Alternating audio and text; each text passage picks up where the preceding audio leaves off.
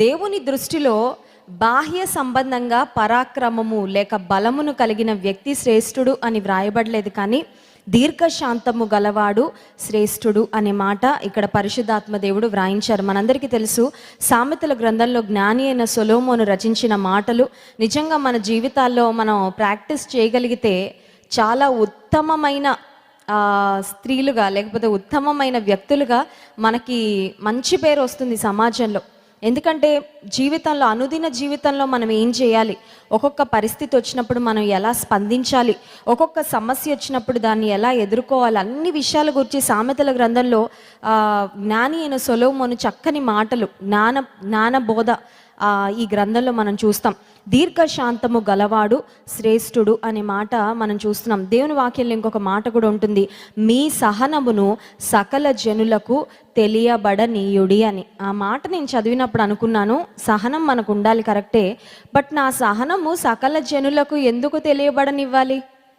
మనలో ఏముందో అది మనకు తెలిస్తే సరిపోతుంది కదా, అందరికీ ఎందుకు తెలియబడనివ్వాలి అని ఆలోచన చేస్తే, మనలో ఉన్న దివ్య లక్షణాలు, మనలో ఉన్న ఆత్మ ఫలము ఎప్పుడైతే ఇతరులు తెలుసుకొనున్నట్లుగా మనం కనుపరచగలుగుతామో అప్పుడు దేవుని నామము మహిమపరచబడుతుంది. మీ సహనము సకల జనులకు తెలియబడనీడి అంటే అర్థం ఏంటంటే, ఎవరైనా వచ్చి మనల్ని నిందిస్తున్నా, అవమానిస్తున్నా, తోలనాడి మాట్లాడుతున్నా దాన్ని చాలా స్టేబుల్గా, వారు బాల్ ఎంత స్పీడ్గా మన వైపు వచ్చినా చాలా శాంతంగా దాన్ని మనం హ్యాండిల్ చేయగలిగితే దాన్ని ఖచ్చితంగా సహనం అని, దీర్ఘశాంతం అని మనం చెప్పుకోవచ్చు. చాలాసార్లు మానవులుగా మనం ఉన్నప్పుడు మన లోపల ఉన్న ఎమోషన్స్ చాలాసార్లు మనతో ఆడుకుంటూ ఉంటాయి కదండి. మన భావోద్వేగాలు మనం ఒక రకంగా ఉండాలనుకున్నా కొన్నిసార్లు అవుట్ ఆఫ్ కంట్రోల్ అయిపోతూ ఉంటాం. దీర్ఘశాంతం కలిగి ఉండాలి, దీర్ఘశాంతం అనుకుంటాం, కానీ కరెక్ట్ ఆ పరిస్థితి రాగానే వెంటనే వీ లూజ్ ద కూల్.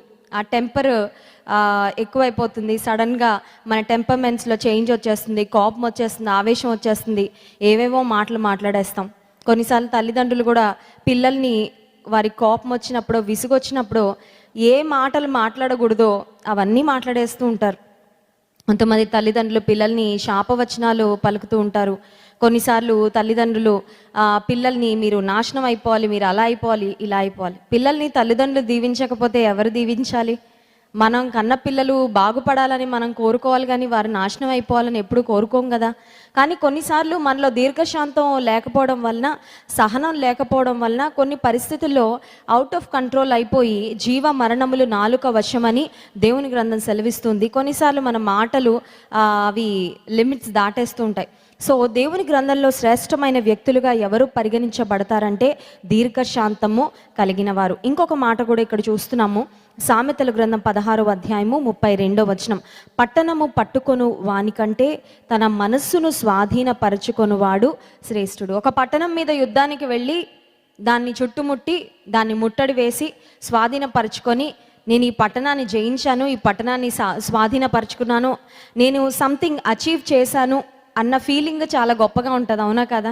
అయితే దేవుని వాక్యం సెలవిస్తున్న మాట ఏంటంటే, ఒక పట్టణాన్ని పట్టుకొని ఒక పట్టణాన్ని స్వాధీనపరుచుకున్న యోధుడు కంటే దేవుని దృష్టిలో ఎవరు విలువైన వారంటే, మనలో ఉన్న మనస్సును స్వాధీనపరుచుకొని వారు శ్రేష్ఠులు. చాలాసార్లు మన మనసు మన లోపలే ఉంటుంది, కానీ మన మనసు మన మాట వినదు, అవునా కాదా? అన్నీ కంట్రోల్ చేయగలం, కానీ కొన్నిసార్లు మన మనస్సును మనం కంట్రోల్ చేసుకోలే. చాలాసార్లు మన మనస్సు మనల్ని తొందర పెడుతూ ఉంటుంది. మన మనస్సు ఇంకెందుకులే ఈ జీవితం, ఇలా మాట్లాడు, అలా మాట్లాడు, ఇలా చేయి, అలా చేయి అని చాలాసార్లు మన మనస్సు మన స్వాధీనంలో ఉండదు. రోమాపత్రిక 12వ అధ్యాయము మొదటి 2 వచనాల్లో ఒక మాట వ్రాయబడి ఉంది, చూడండి. రోమాపత్రిక 12వ అధ్యాయము మొదటి 2 వచనాలు. కాబట్టి సహోదరులారా, పరిశుద్ధమును దేవునికి అనుకూలమునైన సజీవ యాగముగా మీ శరీరములను ఆయనకు సమర్పించుకొనుడని దేవుని వాత్సల్యమును బట్టి మిమ్మును బ్రతిమాలుచున్నాను. ఇట్టి సేవ మీకు యుక్తమైనది. మీరు ఈ లోక మర్యాదను అనుసరింపక ఉత్తమమును అనుకూలమును సంపూర్ణమయ్యున్న దేవుని చిత్తమేదో పరీక్షించి తెలుసుకొనున్నట్లు మీ మనస్సు మారి నూతన మగుట వలన రూపాంతరము పొందుడి. రూపాంతరము అంటే ట్రాన్స్ఫర్మేషన్. క్యాటర్ పిల్లర్ని చూసిన ఏ ఒక్కళ్ళు కూడా అది కొంతకాలం తర్వాత ఒక అందమైన సీతాకోక చిలుకగా మారుతుంది అని ఎక్స్పెక్ట్ చేయరు. అంటే ఇప్పుడు మనకి సైన్స్ తెలుసు, బుక్స్లో ఆల్రెడీ మనం చదివేసుకుంటున్నాం కాబట్టి మనం అనుకుంటాము ఇప్పుడు ఇంత అగ్లీగా ఉంది, ఇప్పుడు ఇంత ఇబ్బందికరంగా ఉంది చూడడానికి, ఇప్పుడు చూస్తే దాన్ని మన ఇంట్లో నుంచి తీసి పడేయాలనో లేకపోతే దాన్ని క్రష్ చేసేయాలనో చంపేయాలనో ఆశిస్తాము. కానీ సైన్స్ తెలిసిన ప్రతి ఒక్కరు అనుకుంటారు పోన్లే కొంతకాలం తర్వాత ఈ గొంగళి పురుగు, ఈ క్యాటర్పిల్లర్ ఒక బటర్ఫ్లై లాగా మారుతుంది కదా అని. విశ్వాస జీవితంలో కూడా దేవుని నమ్ముకున్న తర్వాత మన ప్రారంభం ఎలా ఉంటుందంటే మనం కూడా ఒక గొంగళి పురుగు లాంటి వారమే. గొంగళి పురుగు వలన ఎవ్వరికి ఉపయోగం లేదు. గొంగళి పురుగు ఎక్కడుంటే అక్కడ ఇబ్బంది కలుగు చేస్తుంది. ఒక చెట్టు మీద ఉంటే ఆ చెట్టు మీద ఆకులన్నీ తినేస్తుంది. ఒకవేళ ఒక మనిషి దేహం మీద పడిపోతే అది మన స్కిన్ మీద ఒకవేళ పాకింది అనుకోండి, ఆ స్కిన్ మీద అంతా ర్యాషెస్ రావడం, దురద రావడం, ఇన్కన్వీనియన్స్, ఇబ్బంది కలుగుతూ ఉంటుంది. కానీ దానిలో జరగవలసిన ఆ మార్పు ఏదైతే జరుగుతుందో, ఆ ట్రాన్స్ఫర్మేషన్ అనేది జరిగినప్పుడు ఒక్కసారి గొంగళి పురుగు సీతాకోక చిలుకలా మారితే అది మన ఇంటికి రాగానే మన ముఖం మీద ఒక స్మైల్. చిన్నపిల్లలు చూడగానే నేను పట్టుకుంటా అని పరిగెడతారు. ఒకవేళ సెల్ ఫోన్ ఉందనుకోండి, దాన్ని కొంచెం ఫోటో తీయాలనుకుంటాం. క్యాలెండర్స్ మీద లేకపోతే వాల్పేపర్స్ మీద ఈ సీతాకోక చిలుకల ఫొటోస్ తీసి మనం పెడుతూ ఉంటాం. కానీ దాని బిగినింగ్ ఏంటి? ఒకప్పుడు దాని స్థితి ఏంటంటే రూపాంతరము చెందక మునుపు అది ఒక పనికిరాని, ఒక నిష్ప్రయోజనమైన, ఒక ఇబ్బందిని కలుగచేసే, చూడడానికే మనకి విరక్తి వచ్చే ఒక గొంగళి పురుగు. విశ్వాస జీవితంలో కూడా మన మనస్సు మారి రూపాంతరం చెందకపోతే మనం గుర్తుపెట్టుకోవాల్సింది ఏంటంటే మనం కూడా ఒక గొంగళి పురుగుతో సమానమే. గొంగళి పురుగు ఎక్కడ ఉంటే అక్కడ మనుషులకి ఇబ్బంది కలుగు చేస్తుంది. అలాగే మన జీవితంలో మన మనసు మారి రూపాంతరం చెందకపోతే మనం కూడా ఎక్కడుంటే అక్కడ ఇబ్బందే.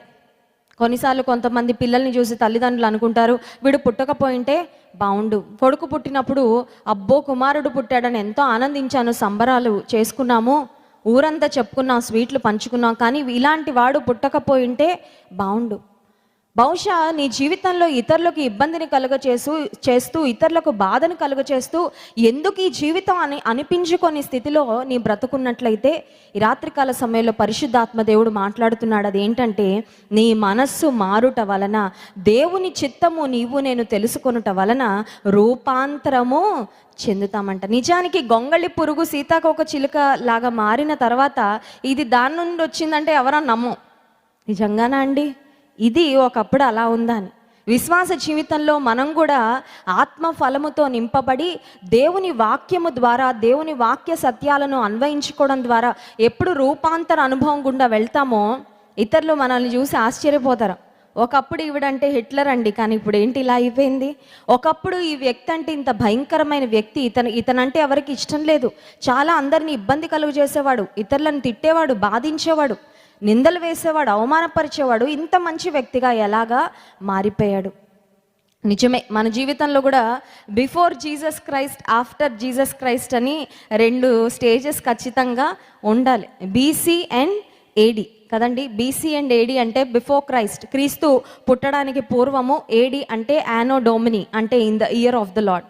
నీ జీవితంలో కూడా ఉందా అది? ఆ అనుభవం ఉందా? నేను చెప్పగలను, యేసయ్య నా హృదయంలోకి రాకముందు నేను 14 ఇయర్స్ అప్పుడు రక్షణ పొందాను. యేసుక్రీస్తు ప్రభుని నా స్వంత రక్షకునిగా అంగీకరించాను.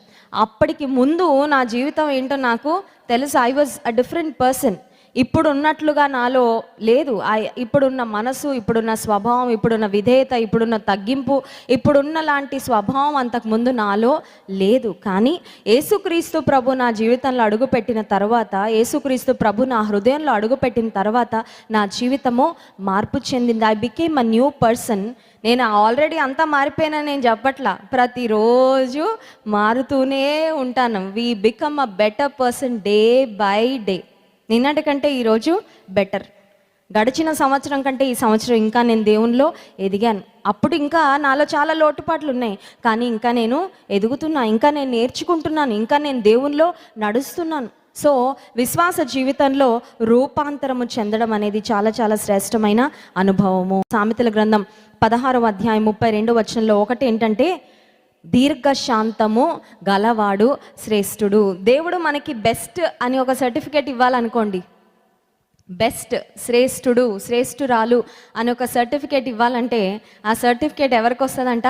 దీర్ఘశాంతము గలవారికి వస్తుంది. తొందరపాటు ఉన్న వారికి రాదు. కొన్నిసార్లు మన మనసు చాలా తొందర పెట్టదు. ఏదో ఒకటి చేసే, నువ్వేం చేయలేవా? ఏదో ఒకటి అని, నువ్వేం అనలేవా? ఏదో ఒకటి ప్రూవ్ చేసేసుకో. కొన్నిసార్లు చూడండి, మనలో ప్రూవ్ చేసుకోవాలని ఒక టెండెన్సీ ఉంటుంది. ఎవరైనా మనం చేయని నేరం మన మీదకి వేసినప్పుడు, మనం ఏది కాదో అది మనం అన్నట్లుగా మాట్లాడినప్పుడు, నేను ప్రూవ్ చేసుకోవాలి. I want to prove my point. నా నిర్దోషత్వాన్ని నేను రుజువు చేసుకోవాలి.